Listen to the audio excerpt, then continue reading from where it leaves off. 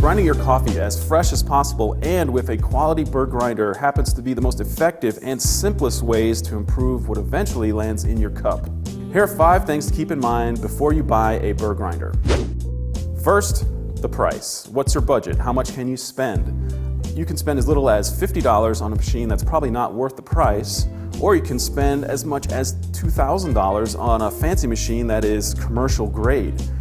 You're probably going to end up spending about $100 to $200. That seems to be pretty much the sweet spot for getting a very good quality machine that is made for home duty. Next is features. How complicated do you want this thing to be? Do you want it to be something that is going to have a ton of different options, different settings, different modes? Some machines are just as basic as it gets and just does one thing, where others have lots of ways to measure the coffee, time it, etc. Next, consider how coarse you want this grinder to be able to grind your coffee. Some grinders have 10 to 15 coarseness levels, while others have as many as 40 or even 200.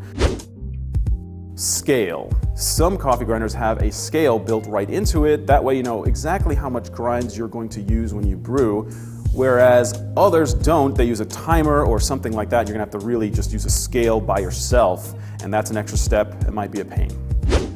And finally, controls. How simple do you want these controls to be?